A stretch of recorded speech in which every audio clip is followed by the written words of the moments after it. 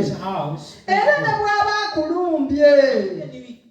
Bayibuli egambye nti tuliweebwa amaanyi. The Bible says that we shall be Omwoyo Omutukuvu bw'ali. The Holy Spirit is there. Atuwa amaanyi okuwangula. That strengthens us. Tukaabirire Katonda. Let's cry unto God. Omulabe bw'abanga atuyinze. If the devil is omulabe bw'aba atufunzizza. if he has gotten us, omulabe bw'aba atweraliikiriza. if he has made us to be anxious, omulabe bw'aba aleese okutya emitima gyaffe. he has brought fear in our hearts. Bayibuli egambye tuliweebwa amaanyi. The Bible says that we shall be strengthened. Tusiiniikirizenga okweraliikirira kwaffe. Let's always extend Omwoyo our Omutukuvu desire. ali wamu naffe. The Holy Spirit is always with okusobola us okutuwanguza mu linnya lya Mukama to waffe make Yesu. us overcome in the name of Tusabe our Lord amaanyi Jesus. ago. Let's ask for that power, Tubeere abajulirwa ba Mukama waffe Yesu. that we may be Bwe witnesses of tumala our okuyita mu Lord mbeera Jesus. ze tuyitamu, After we go over mu those butuufu situations, tuyimiriza Katonda ekitiibwa. for sure we glorify Ojulire God, Katonda. and you testified unto Mu God. butuufu ky'oyitamu Mukama ng'akikoledde. Surely what you go through after God does it for you, N'owa obujulizi. and you testify,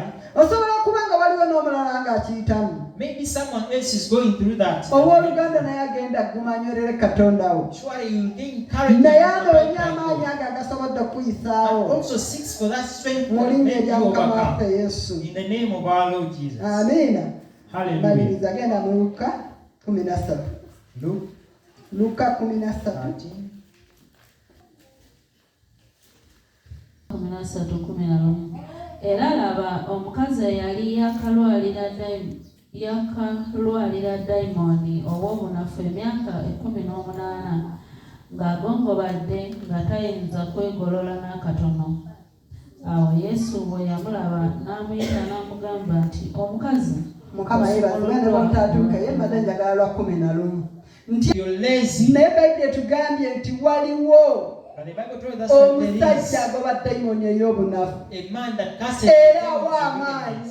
and he gives us the power, N'ofuna okuwangula. and you gain the Obunafu victory. nga buli munda mu ggwe. The weakness is within Obunafu you. nga butudde mu mutima The gwo. weakness is dwelling in your heart. Ng'olaba embeera ekumazeemu And amaanyi. you see like you're Waliwo lacking omusajja power because of the gw'olina situation. okunoonya. There is a man you have to see. Olina omusajja gw'olina okowoola. There is a man you have to Oyo yawonya call. omukyala ono dayimooni eno ey'obunafu ng'emaze emyaka. Him that saved this lady from this demon Owooluganda that had taken n'olwaliro her. waali.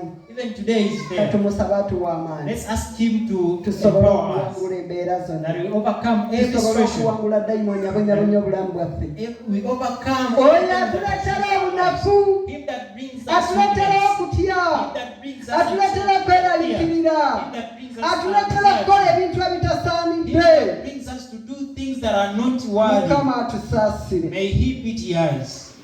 Mukama awa amaanyi okuwangula. God empowers anyone to overcome. Mukama yawanguza Yobu God made mu Job mbeera overcome. zonna ze yayitamu. In every situation that we went through, Mu butuufu naffe wali okusobola okutuwanguza. surely is still there to let us also overcome. Eyo yajja Misa kinadinako mu kikomi ky'omuliro. Him that saved the message separate and Bw'ali olwaleero okubeera ng'akutula byonna ebisibya obulamu bwaffe. even today is there to break everything that is binding our lives. Anything that is binding Ebisibya your wife. ezzadde lyo. Anything that is still binding your children. Tukkiriza Katonda okutukola We obulungi. believe God to do us good. Tukkiriza Katonda okusanyusa emitima gyaffe.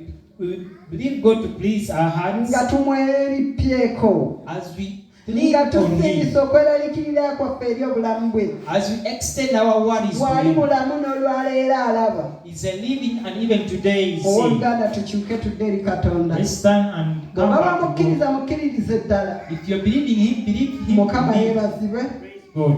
Mukama afaayo eri obulamu bwaffe. God is caring for Atuwa our lives amaanyi okuwangula. and He empowers us Sani to asobola overcome. okukolako akatemba. The devil can do any stubbornness on you. Mukama bawa omukisa maze enjiri leka mbawe ku bujulizi buno katono. I've done it, but let me give you this Mukama testimony. yeebazibwe. Praise God.